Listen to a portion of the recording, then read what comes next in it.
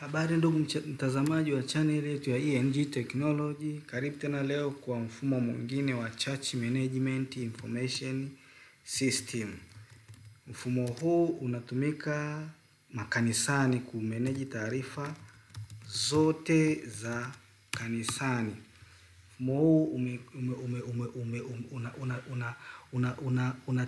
unamanage taarifa zote kanisani. Sasa tutakupa tu introduction, lakini katika video inayofuata nitaonyesha demonstration ya step by step mfumo huu unavyotumika.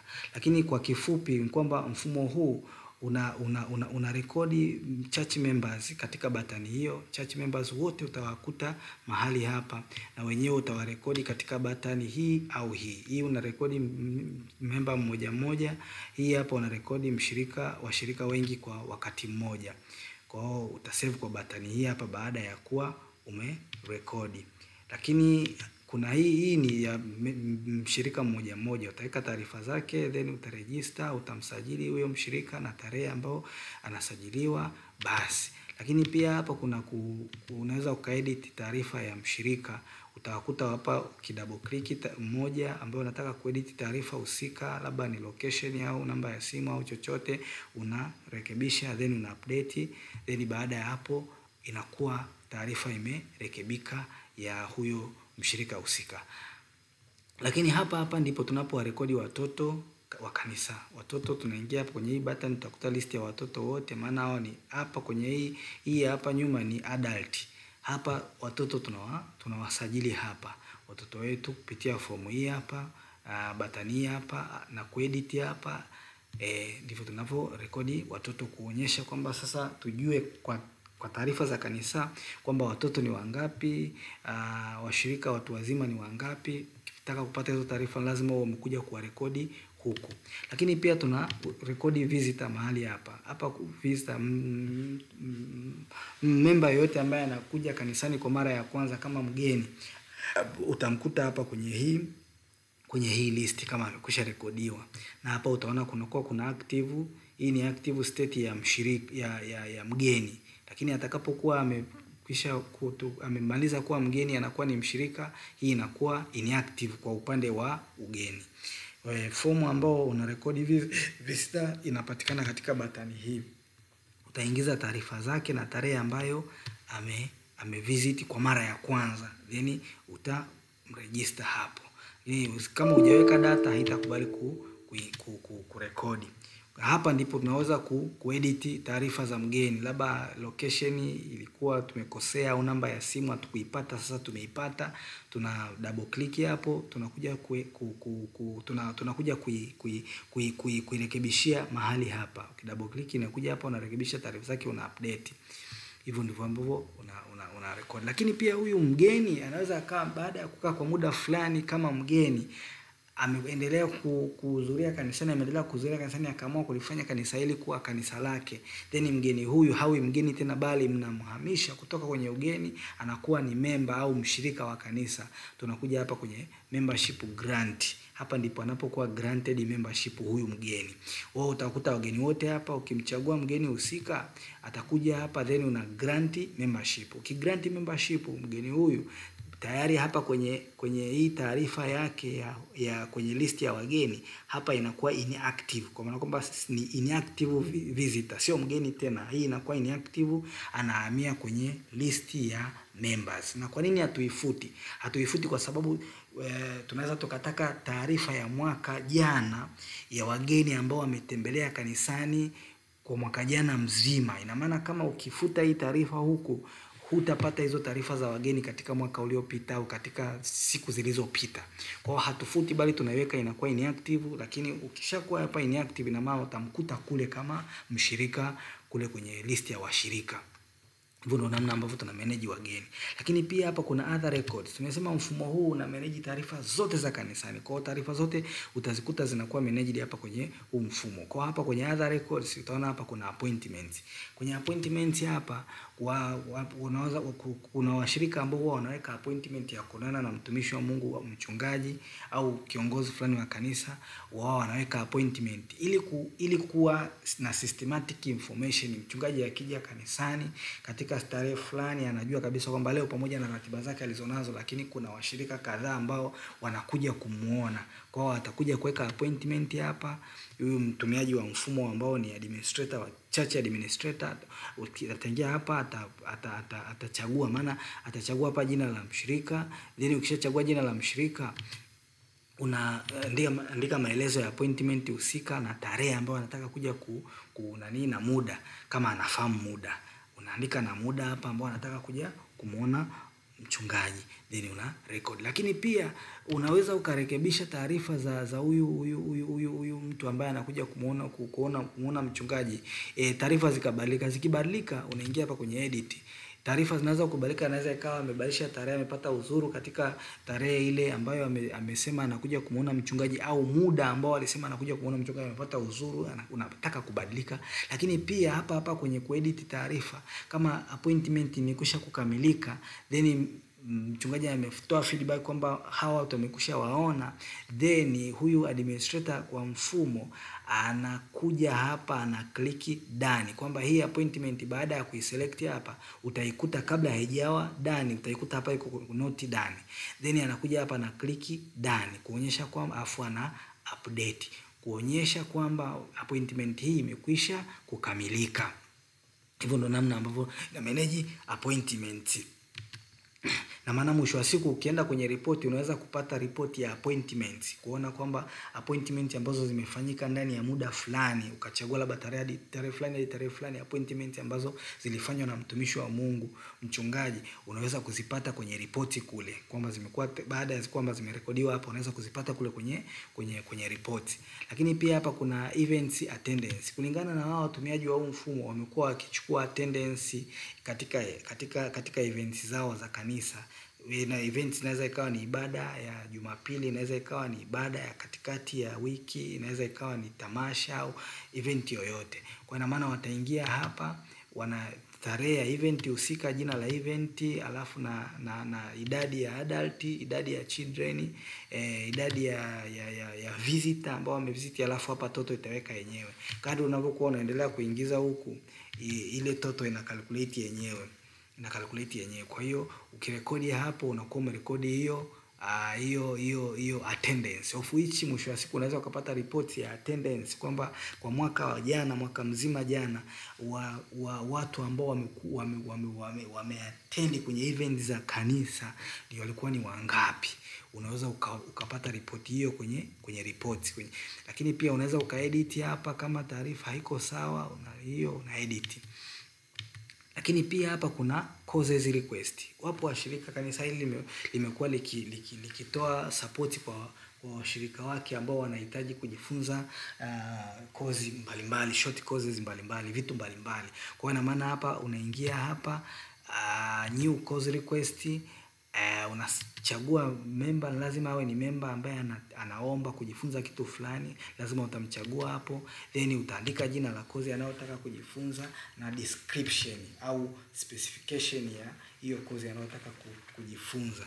Then kwa maana kwamba baadaye wa mchungaji akitaka au uongozi wa kanisa ukitaka kuwasupport au kuona kwamba ni watu wanataka kusupport watu fulani ambao wanataka mafunzo fulani, labda ufundi wa cherehani au mafunzo ya kompyuta au mafunzo ya English course, utaspecify hapo, then wakija hapo wanakuta list ya wale watu, kwa hiyo ni rahisi kufuatilia na kupanga ratiba ya wao kufundishwa kitu wanachokitaka.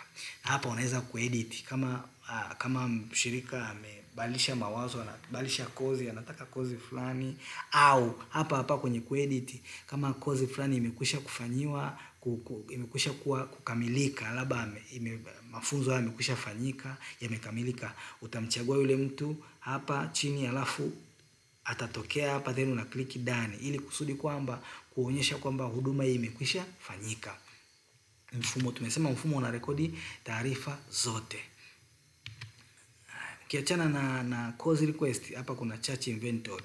Tunaona pia kanisani, kwenye makanisa huko kuna vifaa mbalimbali, vifaa vingi tu, viti, meza, speaker na vitu mbalimbali. Sasa inventory yenyewe ina manage kwamba kifaa gani kiko mahali fulani kinafanya kazi, akifanyi kazi, huu mfumo pia una manage. Kwa hiyo ile system ya inventory iko hapa pia ndani ya huu mfumo, kwa kuwa inahitajika kwenye taarifa za kanisa. Kwa hiyo tuna rekodi hapa new inventory item. Hapa utaweka jina la item, then utaweka item location, utaweka quantity, all quantity. Kwa mfano tukisema labda viti, tukasema viti, tukaandika hapo viti, alafu tukasema location ni ukumbini. Alafu hapa una specify viko vingapi. Labda viti hivi viko 400. Unaandika 400. Lakini katika 400 hiyo kuna ambao vinafanya kazi na ambao havifanyi kazi. Yamkini kama vinafanya kazi vyote utaweka hapo vinafanya kazi vyote. Alafu hapa utaweka 0. Kama havifanyi kazi vyote unaweka vinafanya kazi hapa, na vile ambao havifanyi kazi unaandika hapa idadi yake hapa. Then una rekodi. Lakini pia mfumo kwa kufupi ni hivyo. Lakini ukiachana na hapo unaweza kuedit. Kama item fulani imehamishwa kutoka location fulani kwenda location nyingine, unaingia hapa kwenye edit, then unaiselect item yenyewe, alafu una change hapa location, ili kusudi mfumo utaonyeshe kitu gani kiko mahali gani. Kwa maana kwamba sasa kitu chochote kitahamishwa mahali fulani, alafu mfumo unakuwa updated ili kuonyesha taarifa vizuri. Hiyo ndo namna kwenye inventory. Lakini ukiachana na hapa kwenye hizi other records tumeona hivi vitu hapa. Lakini kabla hatujaendelea mbele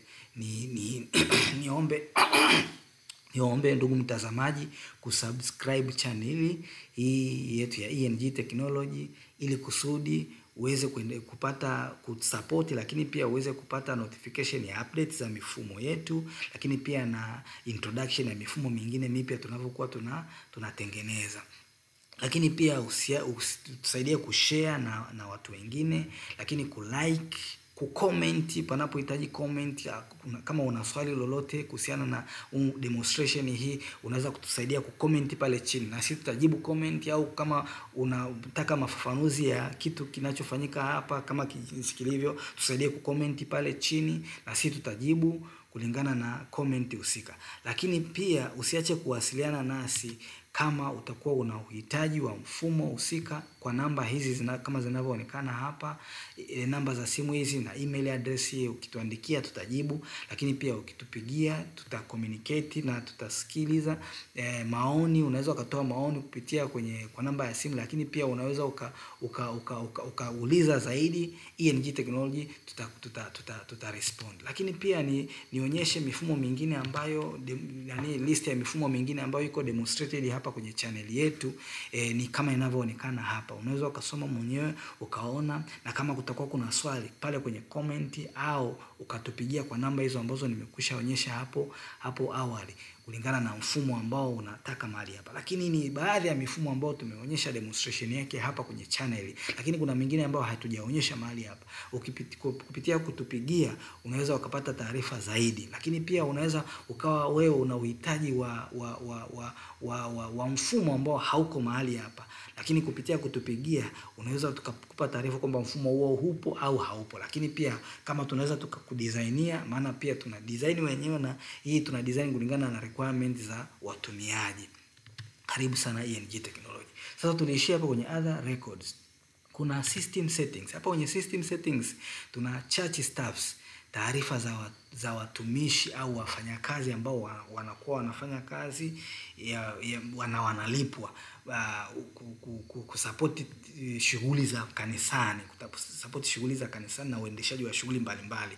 Ina maana tutawarekodi hapa hao staffs. Utarekodi hapa staffs, na kwa kuwa tumesema mfumo huu una manage kila kitu, hata taarifa za malipo ya mishahara iko hapa, payroll system iko hapa ndani. Kwa maana kwamba wakati wa kurekodi taarifa za staff utaweka taarifa zote pamoja na basic salary yake. Ina maana wakati wa malipo ya mishahara mfumo wenyewe utakuwa uja kupiki kile kiasi ambacho kimeingizwa hapa wakati wa kurekodi malipo yake. Kwa hiyo ina maana utaingiza hapo taarifa zake, utarekodi. Lakini pia unaweza ukaedit hapa, kama kuna taarifa imebadilika unaweza ukaedit hapa. Lakini pia kuna hii sehemu ya kugrant salary advance kulingana na wahitaji hawa, na hao watu wamekuwa wakigranti staffs wao. Kama anakuwa na changamoto anapata akaja akaomba support, anasaidiwa kiasi cha fedha kutoka kwenye mshahara wake, anasaidiwa hata kabla ya mwisho wa mwezi, anasaidiwa hapa kwenye salary advance.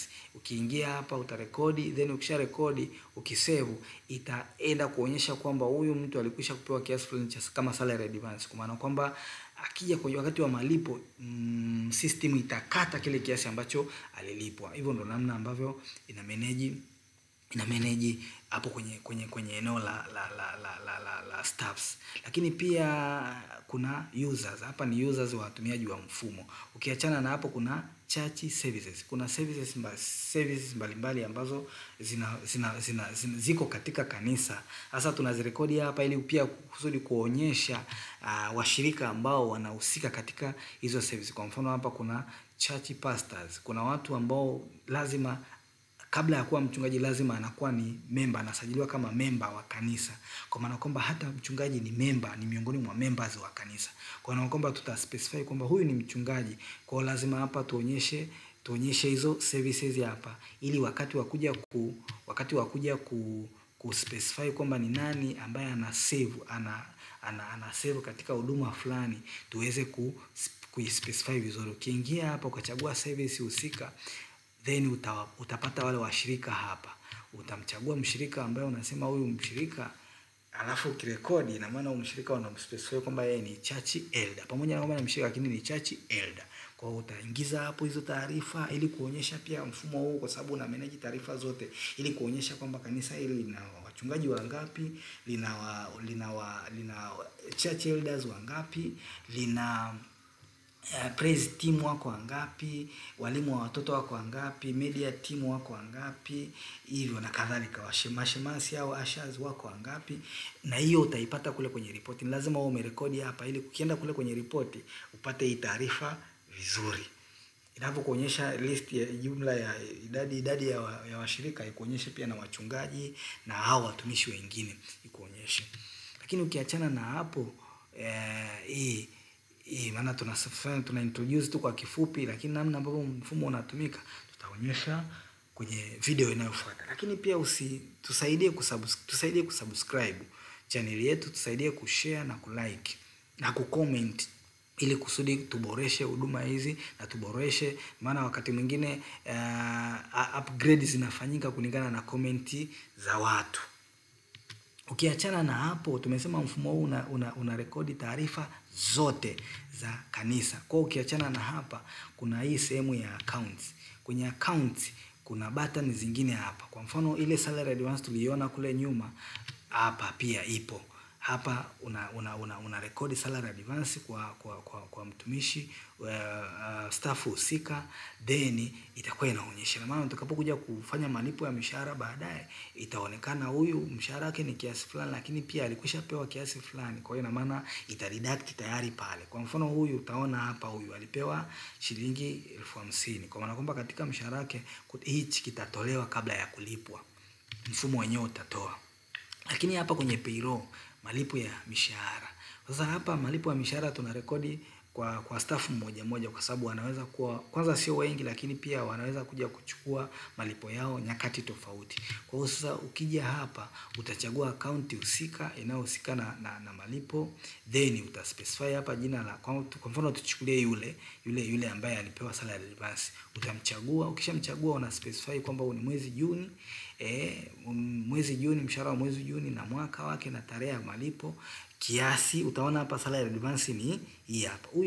Huyu staff alikuwa analipwa shilingi 450,000, lakini alikwisha kupewa 50,000 kama salary advance. Kwa hiyo tayari mfumo unaonyesha kwamba anachopaswa kulipwa huyu ni hiki hapa. Kwa hiyo ukirekodi hapa, hiki ndicho kitakacholipwa kwa huyu mtu, na kitakuwa deducted kwenye account ambayo imehusika kwenye malipo ya mshahara. Hivyo ndo namna ambavyo payroll inavyorekodiwa. Na utafanya hivyo kwa wote wafanyakazi wote. Ukiachana na hapo, hapa kuna expenditure. Hapa kwenye expenditure kuna rekodi matumizi. ukirekodi matumizi unachagua nani hii account husika, then ukishachagua account husika una describe, unaonyesha kiasi, then una record. Na kwa mfano kama hapa hii ni 82,600, nikiandika hapa 90,000 kwamba nafanya matumizi ya shilingi 90,000 of which hii si sawa kabisa, hichi hapa ni kimezidi hapa, ukirekodi mfumo hautakubali. Unaona mfumo hautakubali. Let's say hapa tume comment, then mfumo hautakubali, unaonyesha kwamba kiasi hiki kime exceed.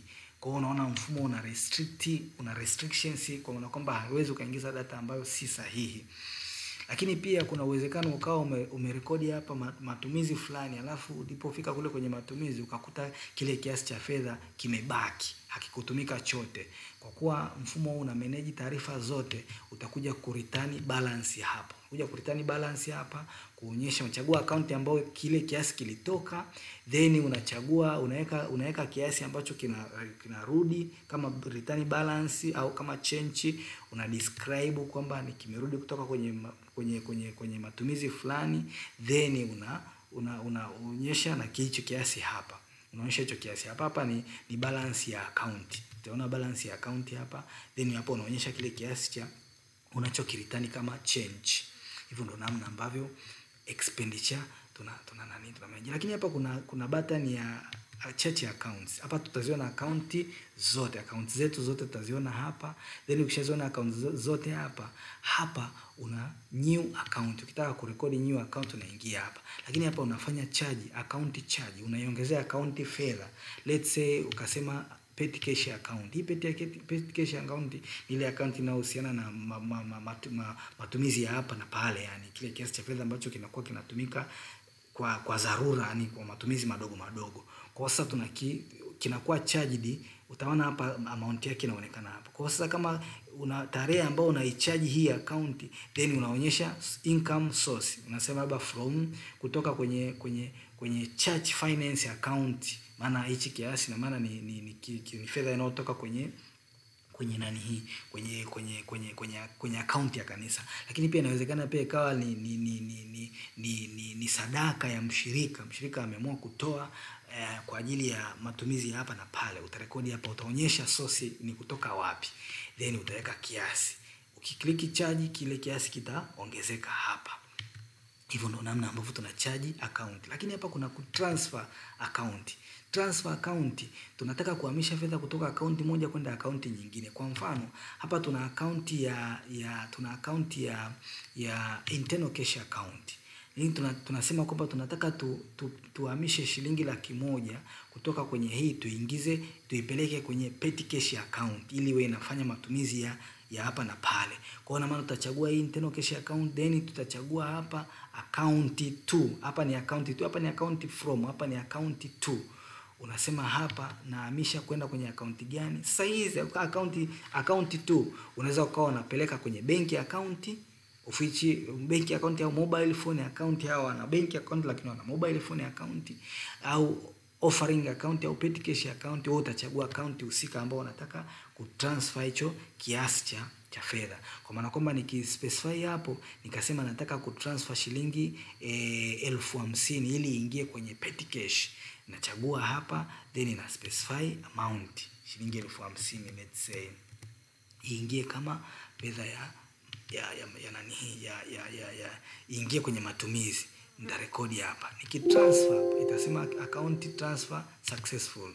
Then hapo utaona nitakapokuja tayari nitaiona hii petty cash account imeongezeka kiasi, kimeongezeka hapa kile kiasi ambacho tumekiongezea hapa. Kwa hivyo ndio namna ambavyo una transfer, au unaweza ukatransfer ukasema una transfer kutoka kwenye hiyo petty cash kwenda kwenye namba ya simu, kwenye account ya simu au kwenye benki. Kiasi kimebaki, labda muda umepita, unataka kukitransfer whatever.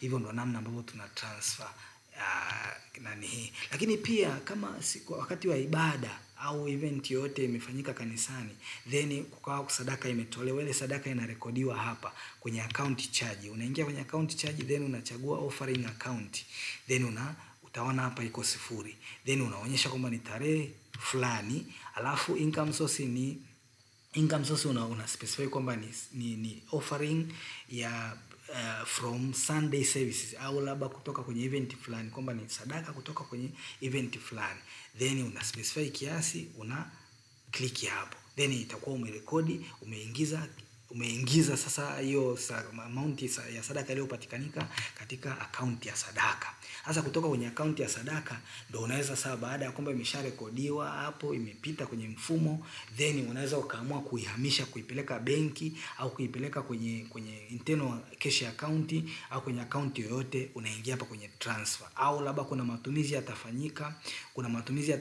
hapo hapa na pale katika siku ile ya ibada, kile kiasi kinachobaki kikaingizwa kwenye account fulani, unakuja hapa kwenye kutransfer. Hivyo ndo namna ambavyo kwenye church accounts management inafanyika. Kwa hiyo unaona mfumo huu una manage taarifa nyingi, una manage vitu vingi, Sasa baada ya kuona vitu vyote hivyo, na japo nimevionyesha kwa ufupi, japo vimeonekana kwa ufupi, hapa kuna eneo la report. Kuna reports nyingi, mfumo huu una manage taarifa nyingi. Utaona hapa kuna report ya events attendance. Nataka kuona kwamba katika events zilizofanyika mwezi fulani, umeona mahudhurio yake yalikuwaje, una specify, unachagua mwezi husika, let's say May, alafu mwaka huo una view, unaona kwamba okay, tarehe hii uhudhuriaji ulikuwa kama inavyoonekana hapo, then unaweza ukaprint kama PDF. Lakini hapo kwenye ripoti kuna ripoti ya appointment. Ukitaka kuona appointment ambazo zilifanywa kwa mwezi husika, tarehe fulani hadi tarehe fulani, unaweza ukaspecify hapa tarehe na mwezi, hadi tarehe fulani, ukaview, utaona appointments zilizofanyika, watu walio pastors appointments zilizofanyika, utaziona hapo, na yenyewe unaweza ukaprint hiyo report. Lakini hapo kuna report ya inventory inakuwa inaonyesha vifaa na location, inakuwa inaonyesha kifaa gani kiko mahali gani, viko vingapi. Unaona report ya inventory hapo, na yenyewe unaweza ukaprint kama PDF. Lakini pia unaweza ukaona kuna expenditure report. Kwenye expenditure report utachagua account, unachagua account husika, unaweza ukasema baba offering account. Then hapa unaweza ukataka kuangalia tarehe fulani hadi tarehe fulani, au ukataka kuangalia expenditure zote bila kuspecify date. Ukitaka bila kuspecify date, hautiki hapa. Ukitoa hii tiki hapa, hauta specify date. Kwa maana nikigenerate, utaona ina generate report kwa ujumla ya matumizi ya hichi kitu na tarehe matumizi yaliyofanyika. Lakini kama kwa mfano nichukue ripoti ambayo expenditure account ambayo ina taarifa nyingi kama hii, nikachagua hiyo, alafu nisipo specify date, nikagenerate, utaona hii matumizi hayo kwa account hii na jumla kabisa pale chini, jumla ya matumizi ambayo yamefanyika, jumla ya matumizi yaliyofanyika. Lakini pia unaweza ukataka kuangalia tarehe fulani tu au mwezi fulani tu, una specify pale.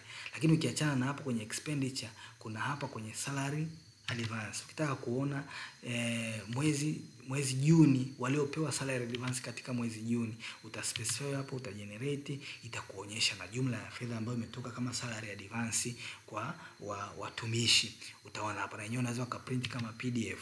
Lakini ukiachana na hapo, kuna ripoti nyingine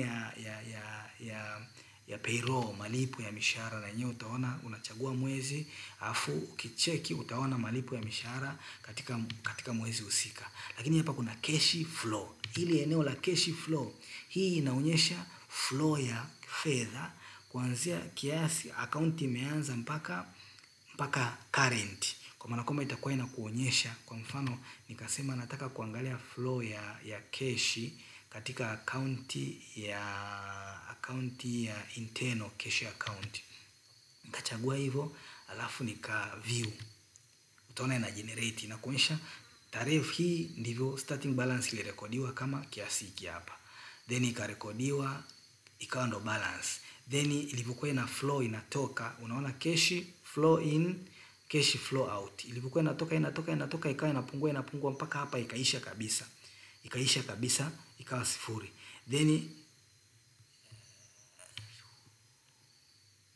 then inaenda inaenda unaona hiyo flow na mtiririko wote wa namna ambavyo wa namna ambavyo flow inakwenda. Na hapa unaweza print kama PDF. Lakini ukiachana na hiyo kuna hii salary payment claim. Kwa mfano huyu ni administrator, ndo anaye manage huu mfumo. Anataka kumtumia mhasibu, anataka kumtumia mhasibu kumtumia mhasibu document ili kusudi alipe mishahara. Ataingia hapo. Akiingia hapo ata specify mwezi na mwaka, ana generate claim. Akigenerate inaonyesha kila mtu, na kama alipewa salary advance itaonekana hapa na kiasi ambacho anatakiwa kulipa. Kwa maana hii akiprint kama PDF, tugonge hapo. Print kama PDF, utaona imekuwa saved kama PDF. Na kama ikishakuwa saved kama PDF, utaikuja kuikuta kwenye hili folder hapa. Utakuja kuita kwenye hili folder la reports, salary payment claim. Ukiifungua utaona inavyoonekana. Inaonekana kama hivi ile claim. Kwa maana kwamba hii sasa akimtumia mhasibu au anaweza akaprint au akamtumia kama soft copy. Then anajua analipaje na hivyo. Inakuwa inaenda kama hivyo. Lakini ukiachana na hapo, utaona hapa kuna ripoti ya general. Hii general, kabla ya hapo kuna hii visitor report. Hii visitor report inakuonyesha pia walio visit na tarehe ambazo walivisit. Kwa hiyo unaweza ukaspecify tarehe fulani hadi tarehe fulani, kujua kwamba nataka nione wageni waliokuja tarehe fulani hadi tarehe fulani tu, au nione wageni wote. Kwa maana kwamba nikigenerate hapa bila kutiki hii, ina maana nitaona wageni wote waliokuja katika nyakati tofauti. Utaona hapa hiyo list, na yenyewe unaweza ukaiprint kama PDF. Ukiprint kama PDF utaona na yenyewe inakuja kusaviwa huku visitor report. Ukiangalia hiyo utaona inakuonyesha list ya wageni wako kama inavyoonekana hapo, wako wangapi, na wote hawa ni active visitor na muda tofauti ambao wamekuja kanisani kama wageni. Lakini unaweza ukaspecify, kwa mfano kama hapa unaona nataka niwaone wa March 2, walio visit March 2. Ina maana nikija hapa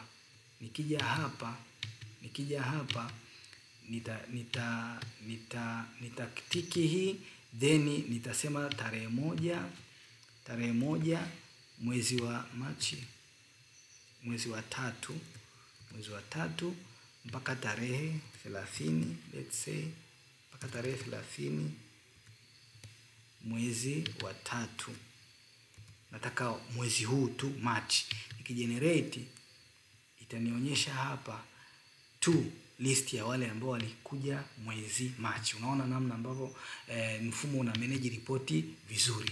Lakini baada ya hapo utaona hapa kuna general report. Hii general report ni ripoti inayoonyesha vitu vyote in summary. Kwa mfano hapa kuna monthly report na annual report. Monthly report utachagua mwezi. Ukitaka kuona report ya mwezi fulani utaingia hapo, labda nataka kuona report ya mwezi Mei, utachagua mwezi Mei na mwaka una generate. Au nikitaka annual report nachagua tu mwaka husika alafu na generate. Nikigenerate hii report inakuwa inaonekana kama hivi. Inakuwa ni summary ya vitu vyote. Ukiangalia hapa registration summary inaonyesha adult wako wangapi, watoto wako wangapi, jumla wako wangapi, visitor ambao wametembelea katika mwezi huo, katika mwaka huo, visitor wote ambao walitembelea katika walitembelea kanisani katika mwaka huo. Utaona hapa jumla. Pastors wako wangapi, church elders wako wangapi, na zile services ambazo tulikuwa tumespecify kule, kama wamekuwa specified wote utawaona hapa jumla, na staffs wako wangapi. Kwa maana kwamba unaweza ukafanya tathmini kwamba washirika wako wangapi, alafu wahudumu wako wangapi. Je, kuna correlation? Kama uongozi wa kanisa ukitaka kuangalia mahali pa kuboresha, wanakuja kuangalia ripoti kama hii, utaona vitu kama hivyo. Lakini hapa chini hapa kuna church events attendance, inaonyesha pia katika mwaka huo adult church members walio attend katika event ni how children, visitor ni hao, jumla ni hao. Lakini pia hapa chini kabisa kuna personal consultation. Utaona jumla ya wale wanani waliokuwa consulted, wa member waliokuwa consulted na mchungaji. Lakini pia utaona waliopewa salary advance, utaona hapo ni washirika kadhaa. Lakini upande wa pili ni financial summary. Utaona hapa account balance ziko kwenye account utaziona hapo hivyo. Alafu utaona total income flow, account hii tu yenyewe ilikuwa na flow, kiasi kilichoingia kwenye account. Kila account utakiona hapa kwa mwaka huo, utakiona hapo. Lakini pia na matumizi yaliyofanyika kwa kila account utayaona. Kwa maana kwamba ukichukua hii ukatoa hii utapata kile kinachoonekana pale juu na vitu kama hivyo. Lakini pia hapo chini utaona payroll, malipo yaliyofanyika. Payroll, salary advance ilitoka kiasi hicho hapo, malipo ya mishahara ilitoka kiasi hicho hapo, kwa sababu hakijalipa chochote. Unaona report inakuwa hivyo. Na hii na yenyewe unaweza kuprint kama PDF. Ukiprint kama PDF utakuja kuikuta na yenyewe kwenye hii eneo la report, annual general report. Utakuja kuikuta hapa report yako, then unaweza ukaprint au kaishare kama soft copy. Hivyo ndo namna mfumo una manage taarifa za kanisa. Kwa hiyo unaona vitu vyote vinakuwa manage kwenye huu mfumo mmoja. Sasa hivyo ndo namna mfumo huu una operate. Karibu sana, subscribe, karibu sana, tusaidie kulike, karibu pia kwa ajili ya huduma tukuhudumie. Tuna design hii mifumo, tuna design kulingana na requirement za watumiaji. Kwa hapo kwa kifupi nimeeleza mfumo unavyo operate, lakini functionalities ndani unafanya vitu vingi. Na maana ningekuwa naonyesha step kwa step namna ya cooperate, namna kila kitu kimoja kinavyofanyika, ungeweza kuona ni vitu vingi sana. Mfumo una manage, una restrict zile data ambazo zinaingia kimakosa, una restrict kama mtu amekwisha sajiliwa hawezi kusajiliwa mara ya pili, unafanya hizo restriction na nini. Vitu vingi vinafanyika kwenye huu mfumo. Karibu sana. Hii ni mfumo umetengenezwa na ENG Technology. Unatumika, huu mfumo unatumika, japo sasa hizi taarifa zinazoonekana kwenye mfumo sio halisi. Hizi sio taarifa halisi zinazoonekana kwenye mfumo huu, lakini ni mfumo unaotumika kwenye kanisa fulani. Kwa maana kwamba wewe kama unahitaji mfumo wa kanisa, huu mfumo unakufaa. Una vitu vingi ambavyo vinaweza kurahisisha sana kazi, utakufaa vizuri. Na namna ambavyo management ya hizi reports, unaona jinsi ambavyo transactions zinazofanyika kule, reports zinajigenerate huku automatic. Kwa hiyo ni rahisi sana ni rahisi sana kutumia. Lakini pia na hata management na flow ya hivi vitu, hizi reports na nini management kwa ujumla, mfumo unafanya na una ensure hichi kitu kinakwenda vizuri. Karibu sana ENG Technology tukuhudumie. Onyeshe mfumo. Ripoti hii ni ripoti ya matumizi ya petty cash. Ripoti ya matumizi ya petty cash. Nataka kuona tarehe mwezi wa tatu mpaka mwezi huu. Nikigenerate nitaona hapo ripoti yangu. Na yenyewe pia unaweza ukaprint kwenye PDF. Kila ripoti unaweza kuprint kwenye PDF na utaikuta hapa kwenye eneo la report. Inakuja kuonekana hapa. Itaonekana kama hivi. Kwa hiyo unaweza ukaona jinsi ambavyo mfumo huu unarahisisha sana na kila kitu kinakwenda vizuri. Karibu sana ENG Technology tukuhudumie. Tusaidie kusubscribe, tusaidie kushare na watumiaji wengine, lakini wasiliana nasi. Tuko comment pia kwa maoni tofauti, kwa maoni mbalimbali kwa ajili ya uboreshaji wa mifumo hii. Karibu sana. Wasiliana nasi kwa namba kama zinavyoonekana hapa, ya namba za simu na email. Ukiwasiliana nasi tutakuonyesha ushirikiano. Karibu sana ENG Technology kwa mifumo rahisi sana ya kutumia, lakini mifumo chipu. ENG Technology. Asante sana kutusikiliza.